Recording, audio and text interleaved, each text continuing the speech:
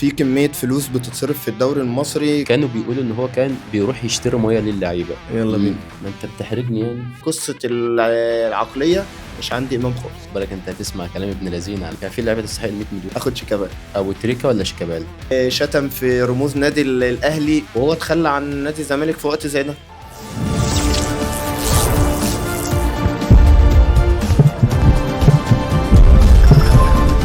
بسم الله، اهلا وسهلا بحضراتكم في اولى حلقات برنامج بودكاست فوت بلس. النهارده مشرفنا ومنورنا واحد من اللعيبه اللي خطفوا الانظار في الدوري المصري خلال الفتره الاخيره. لعب للزمالك وغزل المحله وسموحه وكتير من الانديه. معانا ضيفنا وضيف حضراتكم النهارده الكابتن احمد مجدي. يا كابتن احمد، برحب بيك، مشرفني ومنورني. أهلا بيك يا علي ومبسوط إني معاك وإن شاء الله تبقى حلقة كويسة. ان شاء الله باذن الله. هنسجل دي المره الاخيره ولا تكون المره الجايه؟ لا عادي نسجل تاني برضه عادي مفيش مشكلة. رايك ايه في الدوري؟ الدوري والله ممتع يعني السنة دي الدنيا كويسة. عندك أهلي زمالك بيراميدز منافسة كبيرة. الزمالك عامل حالة مختلفة، سكواد مش أقوى حاجة ومتصدر الدوري 5 نقط فرق عن الأهلي وعن بيراميدز، فالمنافسة كويسة وإن شاء الله يعني في الآخر الزمالك ياخد الدوري. مع بداية الموسم ما كانش حد يتوقع نهائيا ان الزمالك ممكن يصل للحالة اللي هو فيها، أو يتصدر الدوري او ينافس للمراحل الأخيرة. يعني ايه السبب اللي خلى الزمالك ينافس لحد دلوقتي؟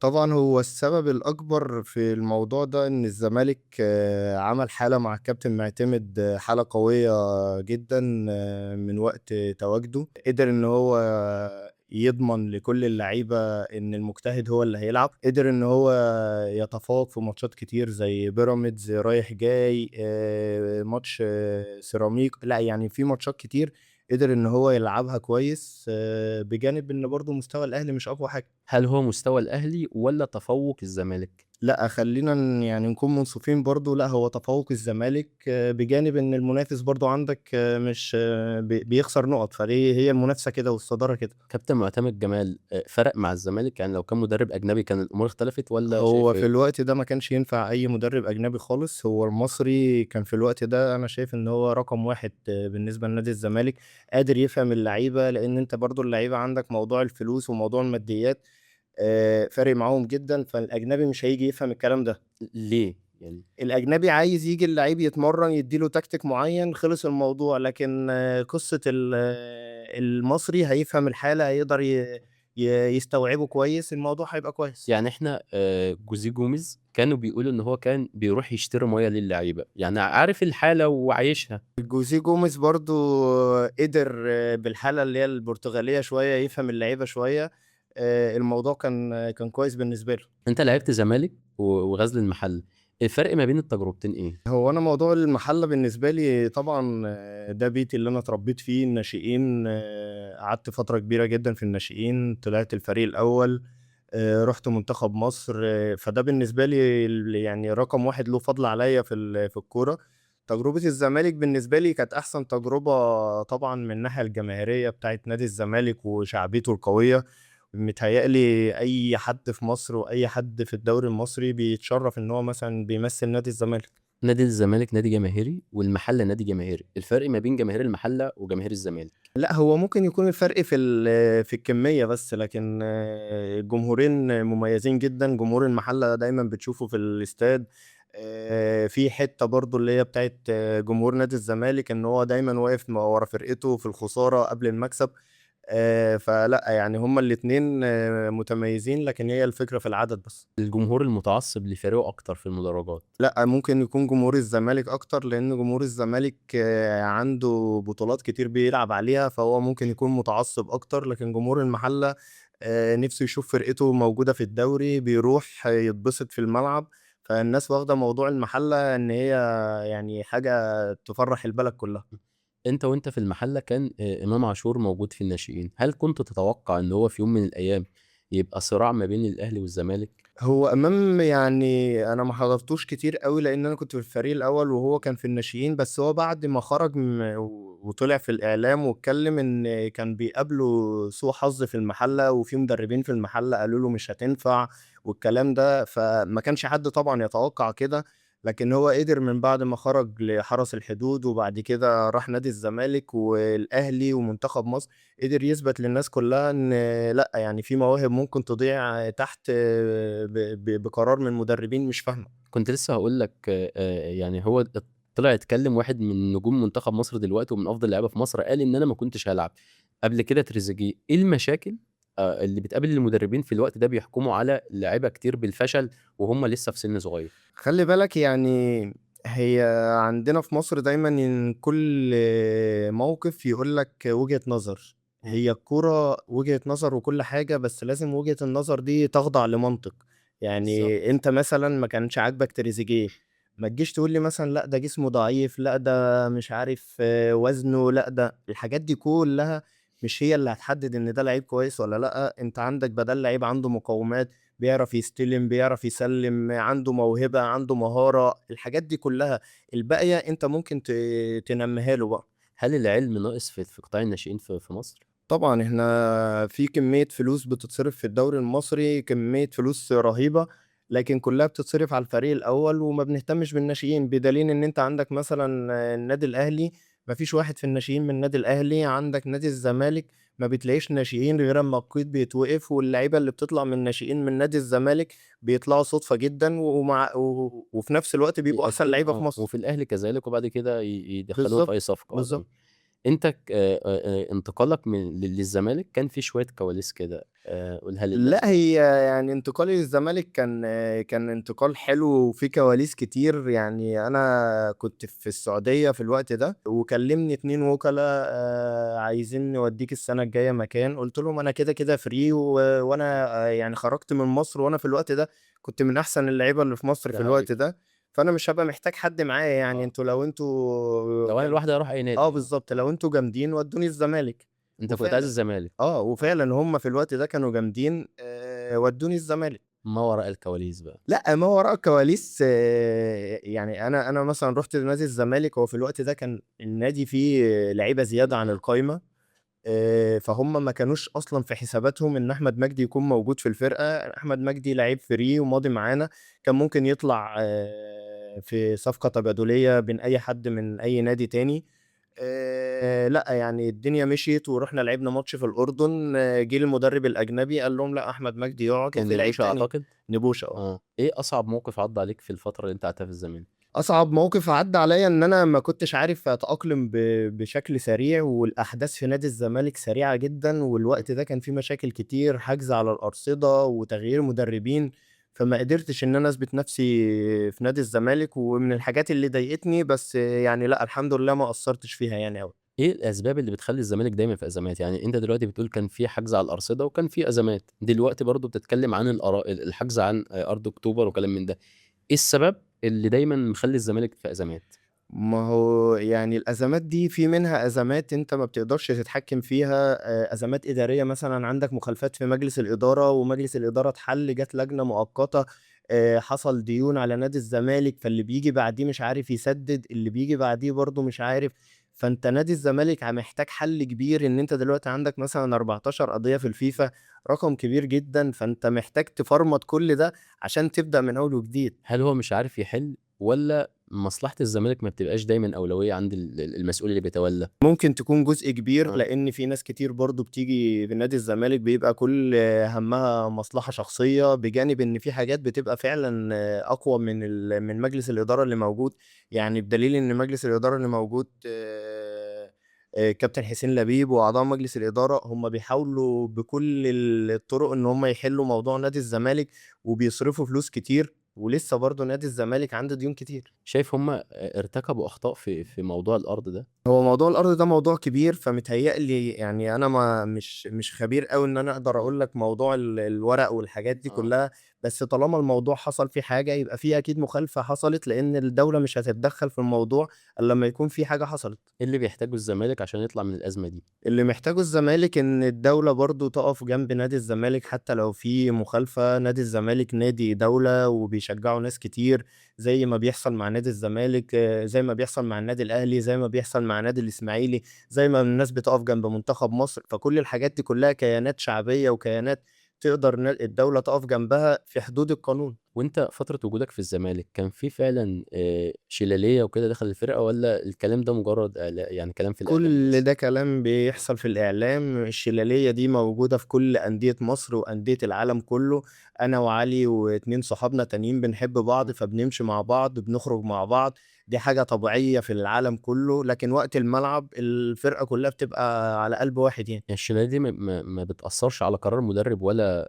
إدارة في أي حاجة؟ لأ، هو قرار المدرب لو المدرب نَفْسه شخصيته ضعيفة أكيد آه. هيتأثّر، لكن لو مدرب زي مثلًا الكابتن معتمد راجل عارف هو بيعمل إيه، اللي بيغلط بيتعاقب، اللي ما بيأثّر في التمرين ما بيلعبش، اللي أنا شايف في الماتش إن هو يطلع بيطلع وما حدّش بيعمل مشاكل. قابلت أنت وأنت وجودك في الملاعب، مش في الزمالك بس عشان ما يبقاش موضوعنا إمم. مقتصر على الزمالك بس، موضوع الشلالية اللي بتأثّر على المدرب ده والّا لأ؟ لأ، مش هاكدب عليك أنا ما حضرتش مدربين بالشكل ده، كل المدربين اللي أنا اتعاملت معاهم مدربين كويسين والأندية كمان اللي أنا لعبت فيها آه. كانت أندية عندها قرارات حتى لو المدرب ممكن يكون في وقت من الأوقات بيعمل حاجة تيجي على أي لعيب، كان الإدارة اللي موجودة بتتكلم يعني وبتتدخل. أنت واحد من اللعيبة اللي كانوا متألقين جدًا في منتخبات الشباب والأولمبي وكلام من ده، إيه اللي بيخلّي اللعيب يتألق في المراحل دي وييجي مثلًا يقابله سوء حظ أو مستواه يقل؟ إيه الأسباب اللي بتخلّيه ما يكمّلش للآخر يعني؟ هو طبعًا في لعيبة كتير حصل معاها الموضوع ده فعلًا، وأنا جيلي مثلًا من الأجيال اللي اتظلمت شوية، بس دي بترجع برضه خلّي بالك للظروف، يعني لو كان إحنا مليان مثلًا نجوم.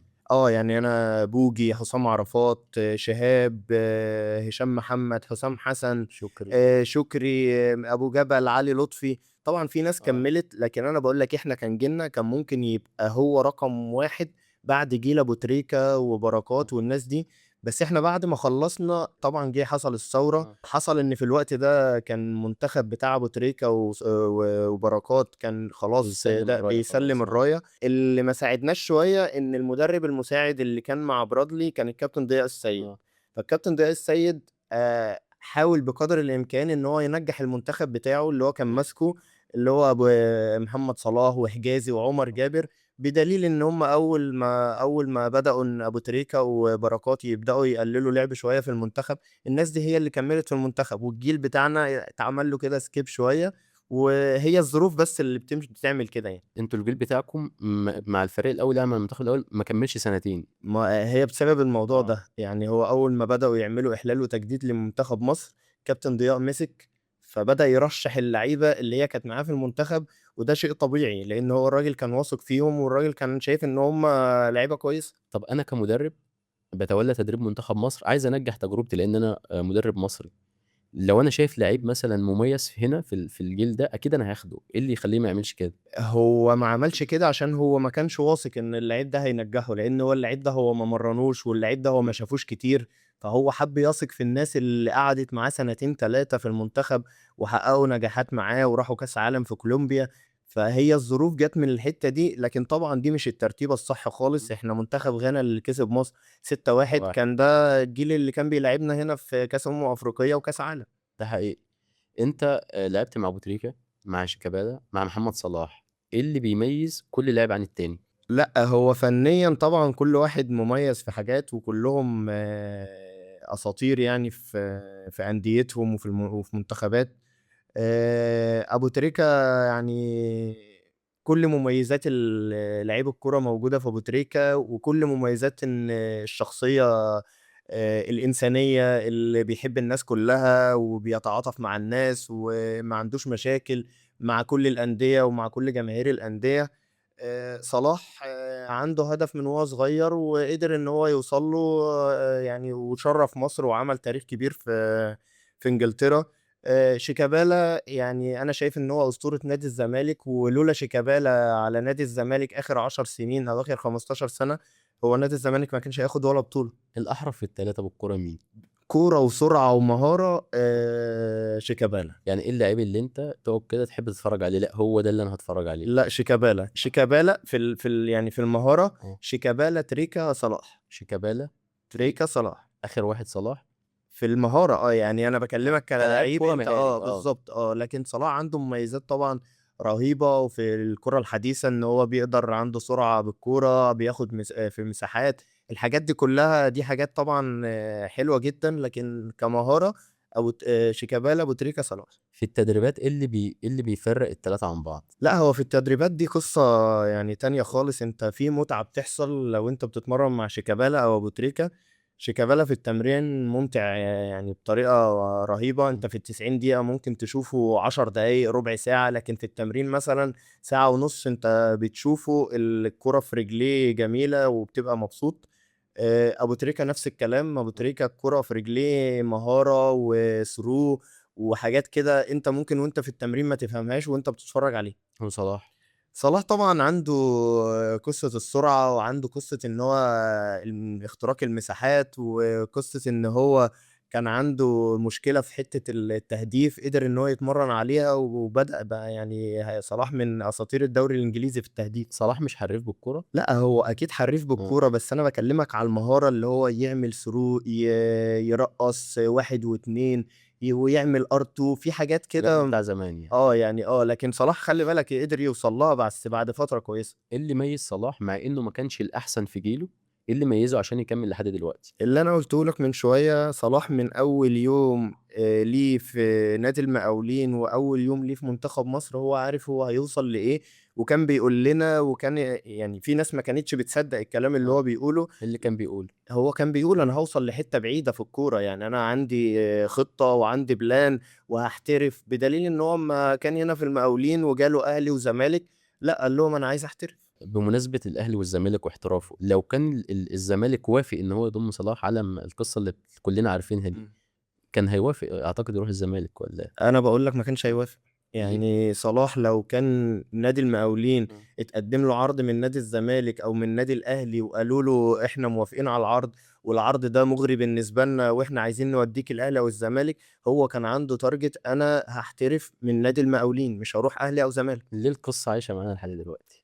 قصة عايشة معانا لإن ممكن ما تتكررش تاني في حياتنا. صلاح عمل حاجة وإحنا عمرنا ما كنا نتوقع إن إحنا نوصل لها، كنا بنشوف ميدو على الموبايل وهاني رمزي وأحمد حسن في تركيا، والناس دي كلها كنا بنقعد نبقى منبهرين. دلوقتي صلاح في الtop 10 مثلًا لمدة 10 سنين، ده حقيقي. وهداف الدوري الإنجليزي، وعدّى أساطير كتير، فالموضوع بالنسبة له لأ، يعني فاق الحدود يعني.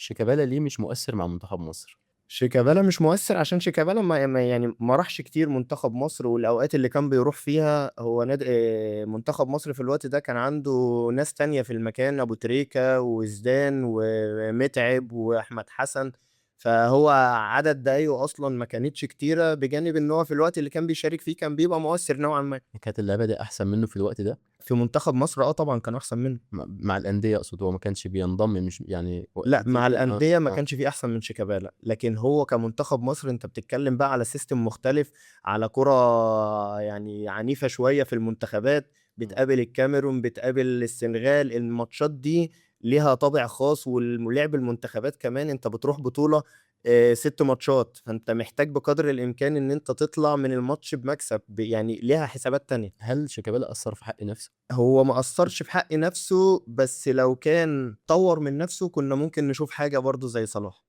إيه اللي كان محتاجه يطوّر من نَفْسه فيه يعني؟ لأ، هو معروفة إن شيكابالا لو العقلية كانت مختلفة شوية، كان قدر في الاحتراف يطوّر من نَفْسه ويروح لأماكن بعيدة ويروح لأندية كتير، والناس كُلّها بشهادة الناس كُلّها وبشهادة كل اللعيبة اللي موجودة يعني، سواء اللي لعب معاهم برّه، سواء مورينهو، سواء كريستيانو رونالدو أمّا كان بيتفرّج عليه في سبورتنج لشبونة، الحاجات دي كُلّها يعني مش إحنا اللي بنقولها، الناس دي كُلّها هي اللي بتقولها. مين اللاعب اللي كان في جيلك كنت بتقول ده هو هيبقى زي محمد صلاح يعني كمّل؟ لأ، زي محمد صلاح هو أنا ممكن أقول لك على لعيبة كانت يعني كانت كموهبة مش الجودة. كموهبة، آه. كان في أحمد شكري، كان في مصطفى عفروتو، كان في forward يعني معانا أحمد فتحي بوجي. آه، فاكره أنا. لأ، هو لو الدنيا كانت مشيت كويس، كان ممكن يعدّي عمرو زكي وعماد متعب والناس دي كلّها. الجيل ده كان كُلّه لعيبة متألقة، مكسّرين الدنيا، وكان يقول لك أرسنال وليفربول، وكان عروض بنسمع عروض كتير جدًا، إمم.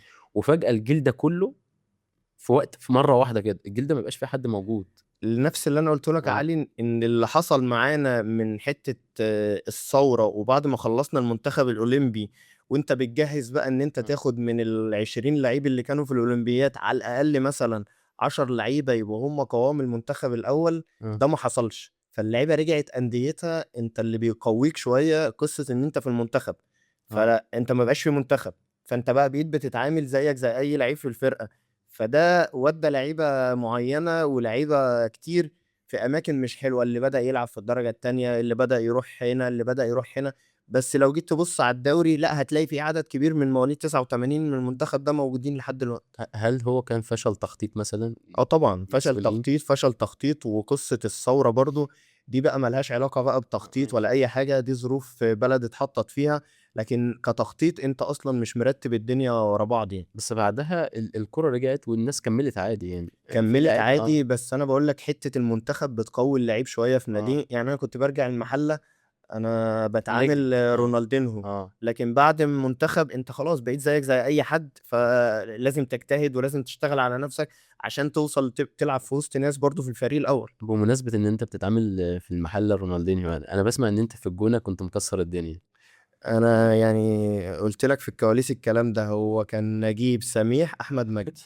آه، في أنا رُحت الجونة كابتن هشام زكريا يعني من الناس المحترمة اللي اتعاملت معاها، طلبني رُحت قعدت مع الناس، عملت عقد كويس جدًا، بدأت يعني أنا كنت مرتاح جدًا للعيشة هناك، والنادي كان مريح جدًا، أنت بتتعامل مع صفوة المجتمع، آه، سواء برّه الكورة وسواء في الكورة، إحنا كان معانا المهندس خالد بشارة الله حاجة يرحمه. كده حاجة كده من الناس اللي أنت بتتعامل يعني إحنا كنا بنتعامل فعلًا إن إحنا محترفين، بتلعب في نادي برّه مصر فعلًا، لكن يعني الدنيا مشيت معايا هناك، جالي عملت عملية رباط صليبي، الناس اهتموا بيّا، سافرت ألمانيا، لكن النهاية ما كانتش بالنسبة لي كانت أحسن حاجة، مشيت بطريقة مش كويسة، بس ده برضه بسبب الناس اللي كانت موجودة وقتها. مين هم؟ لأ، وقتها كان في حسام زناتي والحُصري، أنا كان عقدي بيخلص قبل السنة ما تخلص وجددت كان كابتن حسام غالي موجود في الوقت ده، طلب إن أنا أجدد ورُحت واتفقت على عقودي وكنت مرتاح جدًا هناك وكان معايا مراتي وولادي ومدارس هناك، فقُلت أضبّط أموري إن أنا أجدد كمان آه، 3 سنين في الجونة وأقعد. بعدها اكتشفت إن هُم ما وثّقوش العقود، واكتشفت إن هُم عايزين يمشّوني، فطلبت من حسام زناتي وقُلت له: "أنا بعد إذنك أنا ماضي عقد جديد في النادي، فبعد إذنك أنا عايز أعرف يعني ظروفي إيه، آه، المدير الفني محتاجني، أنتم محتاجينّي." قال لي: "لو المدير الفني مش محتاجك فأنت راجل لعيب في نادي الجونة ومجدد في نادي الجونة." أكتشف بعدها إن هُم بيقولوا لي إن يعني بيكلموا وكلا تانيين إن هُم عارضينّي للبيع، طَب أنت عارضني للبيع ليه أصلًا وأنا هم أصلًا ما ليش أصلًا عقد معاك موثّق في اتحاد الكورة وأنت ما وثّقتش العقد. بعدها هُم بدأوا بقى يتكلّموا معايا إن أنا كان ليّا فلوس من السنة اللي فاتت، من السنة اللي قبلها وبيتكلّموا معايا بقى إمم، إن أنا ما آخُدهاش، فأنا قُلت له: "لأ، ده إحنا السنة اللي فاتت مستر خالد كان في ناس يعني نسبة المشاركة واقفة معاهم على ماتش أو ماتشين آه، و وادّيها لهم عادي، وادّاها لهم عادي، آه، عُمر النادي ما كان كده يعني، فأنا ليّا حق عايزه." حتى قُلت له الكلام ده، قُلت له يعني حتى بعد ما مشيت من النادي قُلت له: "خلاص أنا مش هاكمّل في النادي." وهو ده اللي كان عايزه، لإن أنا كان عقدي كبير شوية. آه، بعدها قُلت له: "أنا يعني أنا الوحيد اللي في مصر اللي نجيب ساويرس وسميح ساويرس عليهم فلوس ليّا، يعني أنا ليّا فلوس في نادي الجونة بجد ولحد دلوقتي ما خدتهاش، حتى لو هي 10 جنيه، فأنا ده حقي وأنا تعبت بيه." ليه الأندية بتمضّي اللاعب مثلًا على عقد لمدة 3 سنين وما بيوثّقوش في اتحاد الكورة على طول؟ بُص، هو في جزء طبعًا من اللعيب وجزء من الوكيل وجزء من النادي، بس في الأول وفي الآخر هو في حاجة اسمها حق، آه، شرف الكلمة، إن أنت تقعد معايا ونتفق على رقم وبعد كده أنت ما تسجّلش العقد أو بعد كده أروح أكتشف في اتحاد الكورة إن أنت كاتب رقم غير اللي أنا كنت متّفق عليه، فدي طبعًا مش حلوة خالص، لكن في جزء برضه على اللعيب إن هو بعد ما ده بيحصل هو المفروض يدوّر على حقّه ويشتكي، بجانب إن يعني في الظروف اللي إحنا موجودين فيها دي ما فيش حد يمضي على بياض في أي نادي.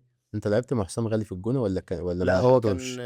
هو كان مدير كورة كان مدير رياضي للنادي، آه، ومن الشخصيات يعني اللي مش هتلاقي زيّها سواء في الكورة، سواء برّه الكورة، سواء في الشغل، سواء برّه الشغل، من الشخصيات اللي يعني الناس تبصم لها بالعشرة. إيه اللي بيميّزه عن غيره؟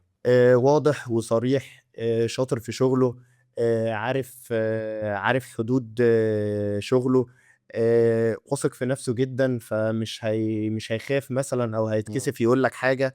جالنا هو في اخر السنه في نادي الجونه وكانت الفرقه بتنافس على الهبوط، لا عمل حاله غير طبيعيه، وصل للناس ان احنا نادي الجونه اي حد يجي هنا هو هيخسر. والماتش اللي كنا بنتعادل فيه مثلا ومع فرقه كبيره، ده كان بيبقى جنايه في النادي ان احنا ازاي نادي الجونه بالاسماء دي وباللعيبه دي ويتعادل معانا في الجونه. فهو عمل حاله غير طبيعيه، بجانب ان هو بروفيشنال جدا. فحسام غالي 10 على 10. ثقته في نفسه دي وصراحته مخسراه حاجات. في مصر مخسراه حاجات، لان انت عارف ان احنا الوسط الرياضي كله فيه حسابات وفيه مصالح كتير، وفي في حدود للكلام وفي اه، حدود في صحوبيه. الصحوبية. خلي بالك هو مع يعني هو عنده الصحوبية كويسة جدا، لكن وقت الشغل هو ما بيعرفش حد.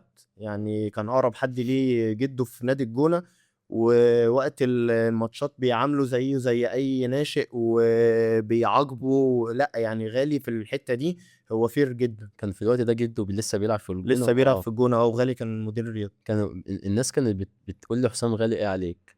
لا غالي اول ما جه الجونه. هو انا كان وقتها عندي صليبي، فكان كل لما يروح مكان في الجونه ده الكابتن كان هنا، ده الكابتن كان هنا. فهو كان بيعدي الموضوع. فانا في الجونه كان الناس كلها اصحابي كل الاماكن. فبعدها قام قايل لهم انا عايز اعرف بقى هو مين الكابتن. قالوا له الكابتن احمد مجدي. فجاي لي بيقول لي انا عايز افهم في حاجه. قلت له انت لو احتجت حاجه من الجونه قول لي، انت لسه جديد هنا.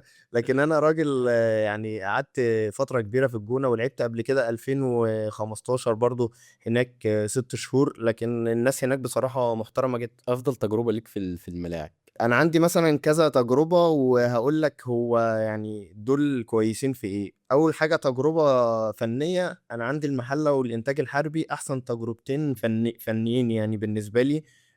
كنت فيهم مصنف ان انا من احسن اللعيبة في مصر. تجربة نادي الزمالك طبعا جماهيريا وكاسم احمد مجدي، ممكن اكون قعدت سنة واحدة لكن اكتسبت فيها مثلا اللي ما اكتسبتوش مثلا في 10 سنين. زي ايه؟ اللي هي اسم احمد مجدي مم. الناس عرفته من خلال نادي الزمالك، فده طبعا مش حاجه قليله خالص. تجربه طبعا ان ابقى يعني تبقى بتتعامل بشكل احترافي وبشكل كويس. تجربه نادي الجونه. ايه اسباب تراجع نتائج الاهلي الموسم ده؟ الاهلي مش من الموسم بس اه، ده، الاهلي من الموسم اللي فات من وقت ما كولر مشي عنده مشكله كبيره جدا في اختيار المدربين، خصوصا ان هو عنده بادجت مفتوحه. فده ما يمنعكش ان انت تجيب مدرب كويس. تاني حاجة قصة اختيار الصفقات والسكواد بتاعك، لازم يبقى الصفقات اللي انت بتجيبها تكون محتاجها فعلا، وما تكونش صفقات كيدية او جماهيرية. هي بتبقى مطلوبة بس برضه في حدود ان يبقى عندك مساحة في السكواد بتاعك، او اللعيب ده هيتماشى مع الطريقة اللي انت بتلعب بيها، او مبادئ النادي او اسلوب النادي كله كشكل عام. مثلا ما اروحش اجيب بن شرقي وانا عندي تريزيجيه وجايبه برقم كبير وهيعمل مشاكل بطريقه معينه، سواء الفروقات الماديه سواء الفروقات الفنيه. ده عايز يلعب وده عايز يلعب، فهتعمل مشاكل في الفرقه. قيس على كده بقى كل الاماكن. لو انت مدرب هتختار مين فيهم، او لو الاتنين اتعرضوا عليك هتختار مين؟ هشوف ايه البادجت مثلا المناسبه، هشوف ايه اللعيب اللي سنه صغير، ايه اللعيب اللي هيفيدني اكتر. لكن انا لو انا هختار تريزيجيه. الاتنين لا. الاتنين لا، ليه؟ عشان الاتنين هيعملوا مشاكل بالنسبة لي كمدرب. لو انا بختار كمدرب انا مش هجيب الاتنين. انا كده كده عندي اصلا موجود في الفرقة حسين الشحات، وحسين الشحات انا جددت له. فانا ليه اروح اجيب 3 بيلعبوا في نفس المكان، والتلاتة هيعملوا منافسة بس مش هتبقى منافسة لصالح الفرقة، هتبقى منافسة تهد من الفرقة. مين الصفقة اللي الاهلي ما كانش محتاجها خالص؟ المدربين، يعني المدربين دول الصفقات اللي النادي الاهلي مش محتاجهم خالص. قصه اللعيبه قصه مختلفه، لان انت كنت ممكن تجيب مدرب يقدر يقود الناس دي كلها. فانت ما تجيش على الصفقه، لان الصفقات كلهم لعيبه مميزه، لكن الشخص اللي يقود الناس دي كلها هو اللي ما كانش موجود في النادي الاهلي. هل الاهلي اخطأ ان هو مشى كولر؟ لا هو انا ممكن نجيبها بطريقه تانية، ان الاهلي اخطا ان هو اختار حد مش كويس بعد كولر. اه. لان مشيان كولر ممكن يكون بسبب حاجات اداريه او حاجات ملهاش علاقه بالفنيات، لان الراجل كان ماشي كويس جدا مع النادي الاهلي. لكن ان انت تجيب حد بقى مش احسن من كولر، دي هي المشكله. ما كولر برضو يعني قبل ما يجي الاهلي ما كانش مكسر الدنيا ولا حاجة، مدرب عادي جه حقق نجاحات مع الاهلي. دي نفس التجربة الأهلي كان عايز يكررها يعني. تمام علي، بس آه. انا قصدي آه. ان المدربين اصلا اللي جم، يعني انت دلوقتي اختيار ريبيرو غلط، اختيار تورب غلط، فانت الناس دي كلها وبتدي في نفس الوقت، يعني انت اتنين غلط بجانب ان انت لسه كولر بتديله الفلوس بتاعته، فدي مشكلة كبيرة جدا.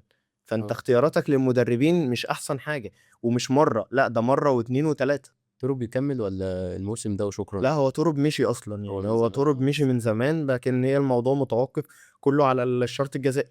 رأيك إيه في صفقة زيزو، وليه زيزو مع الأهلي الموسم ده مش هو زيزو بتاع الزمالك؟ صفقة زيزو محدش هيقدر يقول ان زيزو مش كويس. زيزو كان عامل حالة في نادي الزمالك، لو كان قعد كمان سنة ولا سنتين كان زماننا دلوقتي بنقول عليه من اساطير نادي الزمالك، وجمهور نادي الزمالك نفسه كان متنبأ له بكده.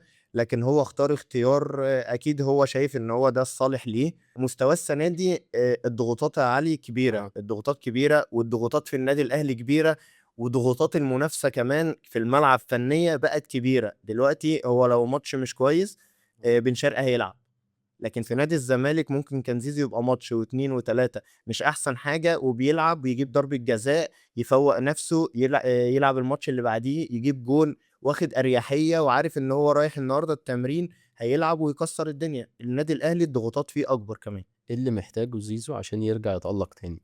هو زيزو محتاج مساعدة كبيرة من الناس حواليه في النادي الأهلي.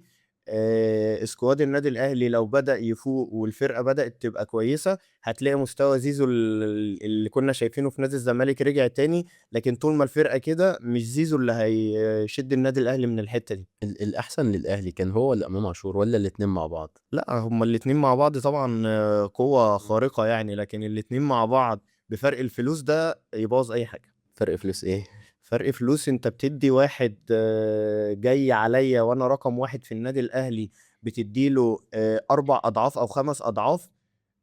يا تعوضني آه. وتديني الفلوس دي، يا ما كنتش تجيبه. بس أنا دافع فيك رقم عشان أجيبك هنا، لكن زيزو أنا جايبه كده فري. خلاص حاول تقنع اللعيب يعني حاول تقنع امام بالنظريه دي. انا مع النظريه دي على فكره، وانا مع نظريه ان اي لعيب بيبقى مثلا عقده فيه 3 سنين ما ينفعش يجدد. لكن حاول تقنعه بالكلام ده.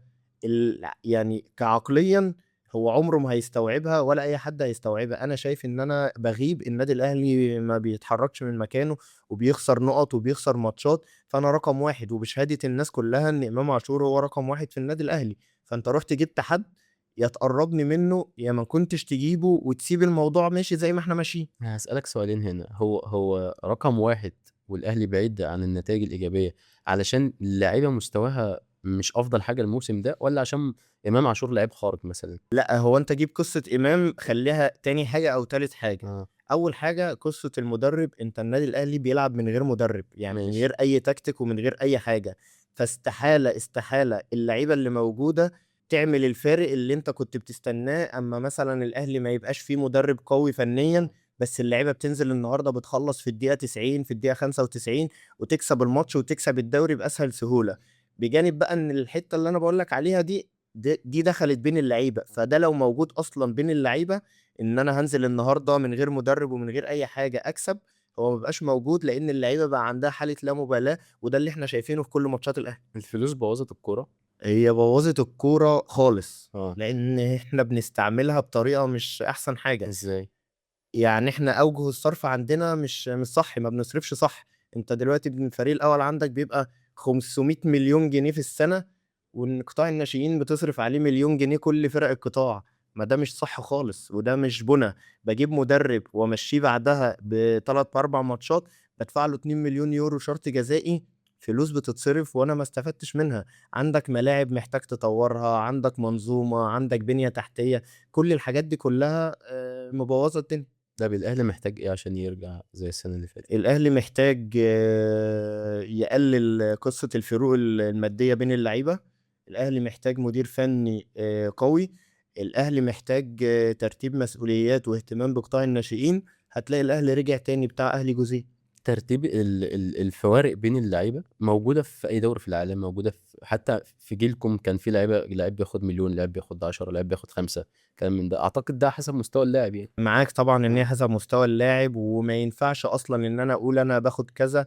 محتاج علي ياخد كذا، ما بالظبط. فيش حاجة اسمها كده. لكن ما ينفعش أنا وعلي وبنلعب في نفس الفرقة وفي نفس المكان يبقى علي بياخد 10 وأنا باخد 100، عمر الفرق ده ما هيجيبه.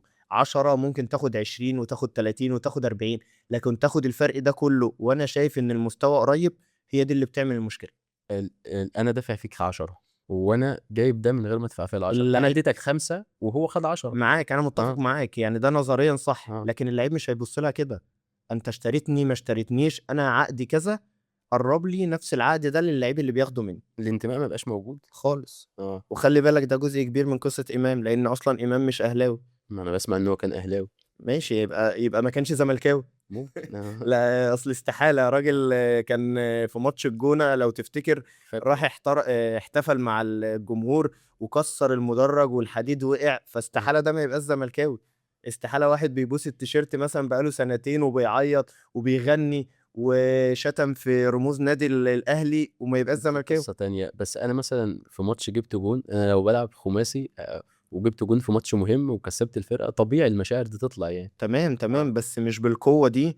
ما إحنا بنشوف عندنا خلّي بالك أنا يعني زيزو كان في نادي الزمالك، كان باين عليه كده، كان باين عليه إن هو لعيب عادي، لعيب professional م. بييجي النادي يجيب جون، ما يجيبش جون، ولا بيبوس التيشيرت ولا يعني الموضوع بالنسبة له كان عادي، لكن كل القصة كلّها إن كان جمهور نادي الزمالك حاطط زيزو إن هو واحد من الأساطير وهيبقى من أساطير نادي الزمالك، وهو اتخلّى عن نادي الزمالك في وقت زي ده. اتخلى والله، حصل له حاجات اجبرته ان هو يعمل كده. تفاصيل اه أكيد هو خَد القرار الصح، وأكيد في حاجات في الكواليس إحنا ممكن ما بالظبط. نعرفهاش، اه لكن الناس كلّها بتقول إن الأرقام اللي كانت معروضة عليه في نادي الزمالك ممكن تكون قريّبة أو أكتر من المعروضة عليه في النادي الأهلي، لكن هي ممكن تكون الطريقة اللي يعني دار بيها الموضوع واختلاف في إدارة نادي الزمالك مع والده، ممكن تكون سبب قوي في رحيله عن الزمالك. هل انت مع ان انا مثلا كلاعب كوره اروح اقعد مع نادي الف مثلا، النادي ده قال لي انا هديك في الموسم 50 مليون مثلا، انت هتاخد مني 5 وهتاخد من شخص ما 40، لو حصل بيني وبين النادي ده مشاكل، انا ال 40 دول هاخدهم ازاي لو انا رحت اشتكي مثلا او عايز فلوسي اعمل ايه؟ بُص، هي القصة دي أكيد لو أنت اه مش ضامن ده أكيد مش هتعمل ده. لو أنا مش ضامن هاخد الفلوس دي من الشخص ده مش هاخدها. وخلّي بالك من حاجة، يعني عقد زيزو في النادي م. الأهلي في اتحاد الكورة 15.000.000 ما هو عشان بياخد 15 مليون. وهو بياخد رقم تاني ما هو بياخد خالص. 15 مليون. صح، ما هو الورق اهو. صح، صح، صح، صح. كل حاجة بالورق، كله بالورقه، كله ورقنا بالورق. متستف يا باشا. خلّي بالك طب في أندية تحت في المحترفين وفي الدرجة م. التانية عقود اللعيبة 5000 جنيه ومكتوبة كده في اتحاد الكورة وهُم بياخدوا أرقام تانية. الغلط هنا عند مين؟ الغلط طبعًا عند النادي وبالتبعية عند اتحاد الكورة. واللاعب. واللاعب بيعرف بعد ما يكون العقد اتوثّق. اه اللاعب هو أضعف حلقة في المنظومة، وده حاجة يعني معروفة بقى لها كتير، لإن أنت ولا عندك لجنة شؤون لاعبين مهتمية باللعيبة وبمشاكلها، ولا عندك اتحاد الكورة بيحمي اللعيبة. أنت عندك دلوقتي عقد اتحاد الكورة مع اللعيب أو مع النادي، اللعيب بيروح يمضي مثلًا 3 سنين، بعد أول سنة مكتوب في العقد إن أنا أبلّغك إن أنت ما تجيش النادي تاني بعد 15 يوم، فده مش صح خالص. طب أنا ماضي 3 سنين، آجي ال3 سنين. طب ليه هو ما بيبقاش مطلع على الارقام المكتوبه في العقود كلها؟ عشان في لعيبة كتير بتمضي على بياض، في أندية بتحاول تتهرب من الضرايب مم. بطريقة أو بأخرى. وخلّي بالك اتحاد الكورة يعني فتح تحقيق في الموضوع ده، والجهات المختصة هتبدأ تشوف الموضوع ده، لإن الموضوع ده عامل كارثة، غلط ده جدا غلط جدًا وكارثي. اه يعني. امام وزيزو مع اختلاف المراكز مين فيهم احسن؟ إمام.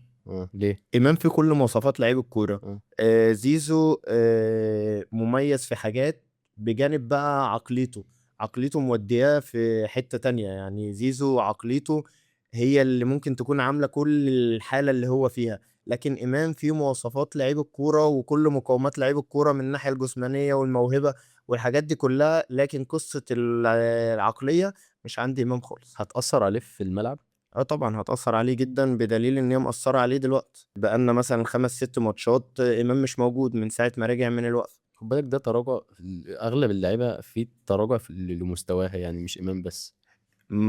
في فرق بين إمام واللعيبة التانية، لأن آه. إمام والنادي الأهلي كان بيبقى محتاج، وكان الأهلي مستوى اللعيبة مش كويس، كان إمام بيطلع بحاجة يخلّص الماتش خلص الموضوع، لكن إن اللعيبة كلّها مش في حالتها وإمام مش في حالته لمدة 5، 6 ماتشات، فده مش حلو. إيه اللي إمام محتاجه عشان يرجع لمستواه تاني؟ هل الترضية المادية والّا على حسب هو محتاج إيه، هو لو محتاج فلوس وهو أكيد محتاج فلوس، ندّي له فهتدّي له فلوس؟ فلوس، غير كده إمام مش هيقدّم للنادي الأهلي أي حاجة وهيتم بيعه آخر السنة. زيزو والّا بزيرة؟ السنة دي، آه. السنة دي بيزيرو. بس ثواني يتم بيع مين؟ مين اللي يتم بيعه؟ إمام، لمين؟ أي حد، الراجل مش هتقدر تدّي له العقد اللي هو عايزه، فهتطلب منه إن هو يجيب عرض فهيمشي، الترتيبة هتمشي كده، تتوقع ده يحصل؟ ده 90% أو 99%، لإن مش هتقدر تقعّد اللعيب غصبٍ عنه بالعقد اللي موجود ده. بس أعتقد الأهلي قريب إن هو يجدد لإمام. خلاص يدّي له الفلوس اللي هو عايزها والموضوع هيتحل، وهيرجع إمام نجم مصر ونجم النادي الأهلي، ويكسّب النادي الأهلي كل البطولات. أحسن لعيب محلي مين؟ محلي، آه. ممكن عبد الله السعيد، مهند لاشين، ناصر ماهر. لو أنت رئيس نادي، أكتر مبلغ هتدّيه لأحسن لعيب قد إيه؟ لأ، يعني الفكرة دلوقتي هي مش في إن أنت تدّيني كام، هو السوق دلوقتي أنت يعني السوق محكوم ده بالسوق. طبيعي؟ السوق ده طبيعي. يعني اللعيب ياخد 100.000.000 عادي؟ لأ، هو 100.000.000 دي آه. مش عادي، آه. يعني 100.000.000 مش عادي، لكن هو السوق فرض عليك كده، فأنت لو أنت عندك لعيب كويس، هو ده بقى الtarget إن ال100.000.000. يعني في لعيبة تستحق ال100.000.000؟ لأ، في فرق بين تستحق. أنا بس سؤالي إن هو في لعيب يستحق ياخد 100.000.000 في الدوري المصري؟ لأ، ال100.000.000 رقم كبير، رقم كبير جدًا، ال100.000.000 ده ميزانية أندية في الدوري الممتاز، فده مش رقم طبيعي، إحنا إمم. أصلًا ما عندناش الطبيعي، لكن أنا باكلمك في الأرقام المتداولة. لأ، هي ال100.000.000 دلوقتي لو لعيب مميز بياخد ال100.000.000، لكن كحد يستاهلها متهيأ لي صعب. لو أبو تريكة دلوقتي موجود دلوقتي عقده يبقى كام؟ ياخد 100.000.000.000. 100.000.000.000. مين بعد أبو تريكة؟ بعد أبو تريكة بركات. آه. نفس وشيكابالا؟ شيكابالا ياخد 200.000.000.000 لإنه هو كان لوحده في نادي الزمالك قايم بكل الأدوار. لأ، شيكابالا قعد فترة كبيرة هو رقم 1 في نادي الزمالك. مين أحسن حارس في مصر دلوقتي؟ دلوقتي باللي موجود، بعوامل السن، بالمستوى، بالحاجات دي كلّها، بمنتخب مصر، مصطفى شوبير. هل مصطفى شوبير تأثّر بوجود كابتن أحمد شوبير يعني؟ بصراحة أنا كنت متوقع إن هو هيتأثّر أكتر من كده، لكن أنا شايف إن عقلية مصطفى واهتمامه بنَفْسه وبُعده عن الكابتن أحمد مش مأثّر معاه خالص، يعني الموضوع كويس وبيلعب وبيأدّي وما بنشوفش انتقادات كتير لمصطفى حتى في أسوأ الظروف. لأ، هو باعد نَفْسه عن الحتّة دي. الناس مركّزة معاه أكتر عشان كده والّا دي ما لهاش علاقة؟ هو أنا كنت باقول لك هي الناس كانت مركّزة، آه. لكن أمّا الولد لعب وقدّم مستوى كويس، الناس وثقت في موهبته، وأوقات كتير جماهير النادي الأهلي كلّها بتطالب إن هو يلعب. لو أنت المدرب في كأس العالم، مين الحارس الأساسي؟ ككورة في مصر والّا كاستراتيجية صح؟ صح. صح، مصطفى شوبير، كورة في مصر. محمد الشناوي. لو قُلت لك حُط لي التشكيلة بقى للمنتخب. محمد الشناوي، محمد السؤال حمدي. شوبير. إيه؟ أنت اللي هتحط أنت عايزني التشكيلة. الصح؟ الصح. الصح مش هاقول لك ناس كتير. قُل لي. ماشي، مصطفى شوبير، آه. محمد هاني، ماشي. رامي ربيعة، حسام عبد المجيد. ماشي. ماشي، محمد حمدي باك ليفت، ماشي. مهند لاشين، تريزيجيه، ماشي.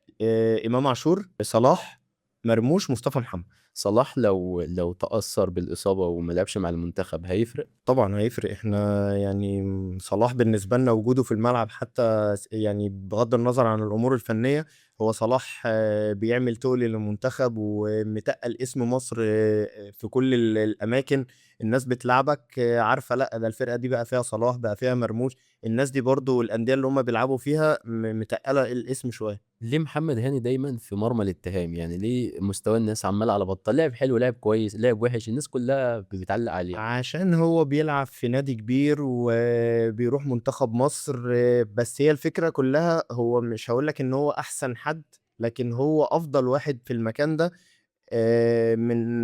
من نواحي كتير بقى إن هو اللي بيلعب ماتشات، لكن إحنا المكان ده يعني عندنا في مصر فيه نواقص كتيرة، بدليل إن إحنا مثلًا الشيبي بنقول عليه أحسن باك رايت في مصر، فما فيش حد أصلًا بيتقارن بالشيبي أو بمحمد هاني، لكن في لعيب اسمه خالد عوض في نادي طلائع الجيش، ممكن السنة الجاية تلاقيه في بيراميدز وبيلعب. مكان الشيبي؟ مكان الشيبي. عشان الشيبي مستواه وحش والّا عشان لأ، كان الشيبي عشان خالد مستواه آه. كويس وهيبدأ إن هو ياخد ماتشات كتيرة مع بيراميدز وممكن تشوفه في منتخب مصر بعد كده. الشيبي كمستوى رأيك فيه إيه؟ رقم 1 في المكان ده ولعيب يعني ما فيش أي كلام ممكن يتقال في مواصفات الباك رايت العصري في كل الأوقات. تجربة بيراميدز بصفة عامة رأيك فيها إيه؟ تجربة ناجحة آخر 4 سنين، فرقة عاملة بطولات كويسة، قدرت إن هي توصل بالسكواد يتصنف إن هو أحسن سكواد في مصر، مع إدارة فاهمة، قدر إن هو ياخد دوري أبطال أفريقيا ويلعب في الانتركونتيننتال ويلعب في كأس العالم للأندية، فالموضوع معاهم حققوا التارجت اللي هم عايزينه وأكتر كمان. هيكمّلوا؟ لو الموضوع فضل مدار بشكل كويس هيكمّلوا، بس ممكن يقابلهم شوية سَنة كده الدنيا هتبقى صعبة، لإن هم محتاجين برضه عملية إحلال وتجديد في أماكن كتير. بس عندهم لعيبة كتير جدًا في عندهم كل لعيبة 3، كتير، 4 بس في أماكن كتير هم هيبدأوا يحصل عندهم ناقص فيها. زي إيه؟ زي خط الدفاع بيعانوا جدًا بشكل كبير، أحمد سامي ومحمود مرعي، أسامة جلال مش مقدّم المردود الكويس، علي جبر خلاص بيقولوا آخر سَنة، فأنت ده مكان مهم جدًا في الفرقة وهتحتاج.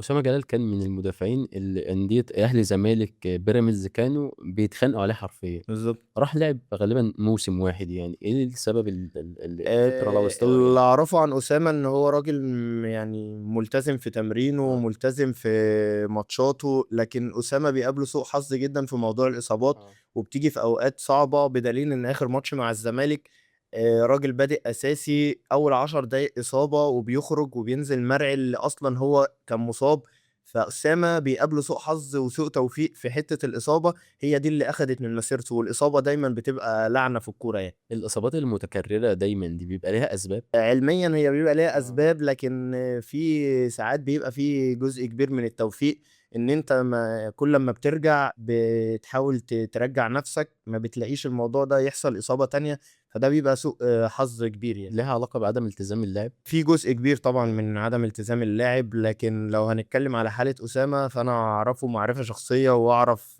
أموره، لأ أسامة من اللعيبة الملتزمة جدًا، ونادي بيراميدز أصلًا من الأندية الملتزمة والأندية اللي دايمًا ملتزمة في تمارينها، معاهم دكاترة، معاهم أخصائيين، معاهم recovery، كل الحاجات دي مميزة هناك، فمتهيأ لي هو بيقابله سوء حظ كبير. بصفة عامة مش أسامة عشان ما لأ الناس بصفة عامة آه. طبعًا، طبعًا الإصابة فيها جزء كبير جدًا من عدم التزام اللعيبة. إيه اللي بينقص اللاعب المصري عشان يطلع أوروبا ويكمّل؟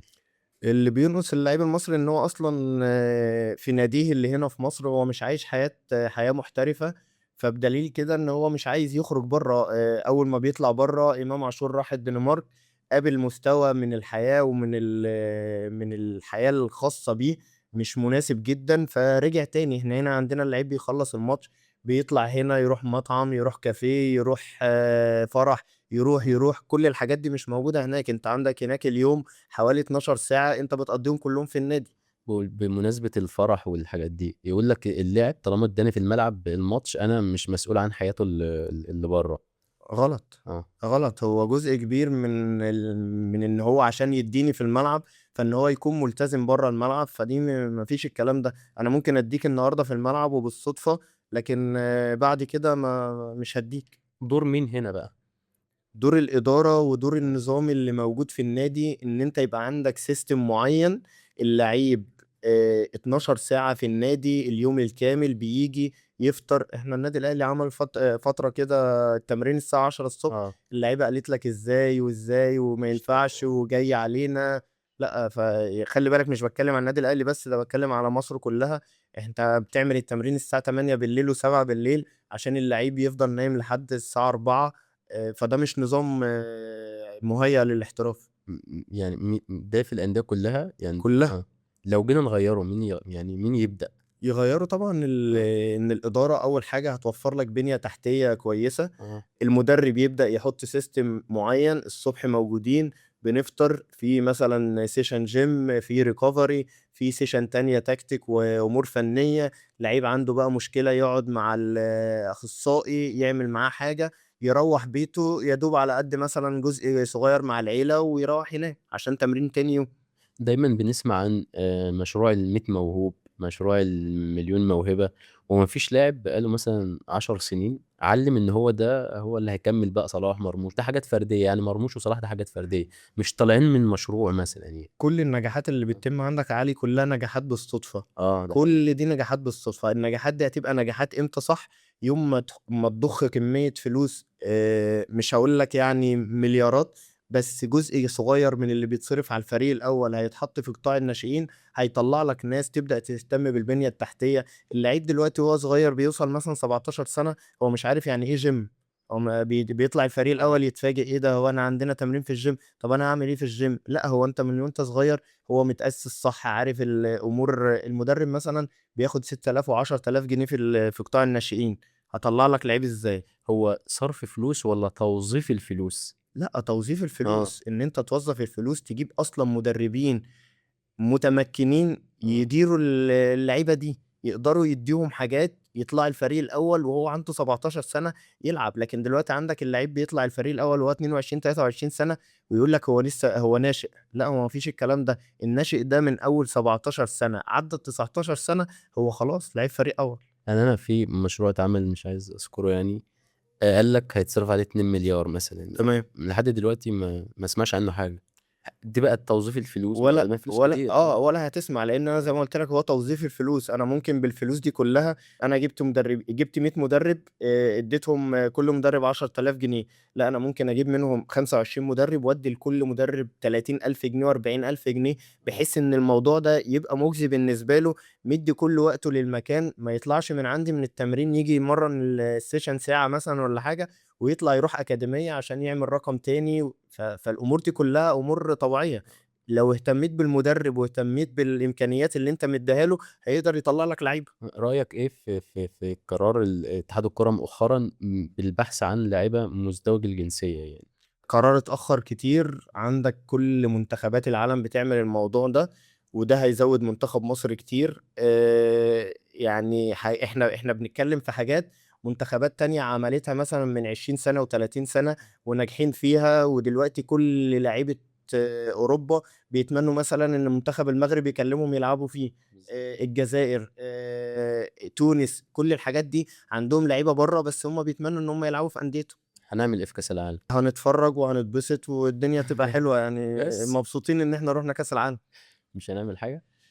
لا، ان شاء الله يعني تحاول تخرج من تعدي دور المجموعات، لان لا يعني بعد كده هتقابل كواليتي مختلف. فلا يعني انا شايف ان احنا هنتبسط في نتبسط. دور المجموعات، ولو يعني ربنا كرمنا وعدينا الدور اللي بعديه، لا هيبقى فرصة كويسة. مين اللاعب اللي ما انضمش للمنتخب مؤخرا ويستحق يكون موجود في كأس العالم؟ يعني انا كنت قبل كده كنت بحب يعني عمرو الجزار اما انضم قبل كده، كان نفسي يكمل في المنتخب بس ما لعبش. وما لعبش في الاهلي، فدي بعدته شويه. انا نفسي محمد اسماعيل يبقى له دور في منتخب مصر، في الخط الدفاعي، لان هو مقدم مستويات كويسه مع نادي الزمالك، وشايف ان عنده الامكانيات ان هو يبقى حاجه كويسه في المكان ده.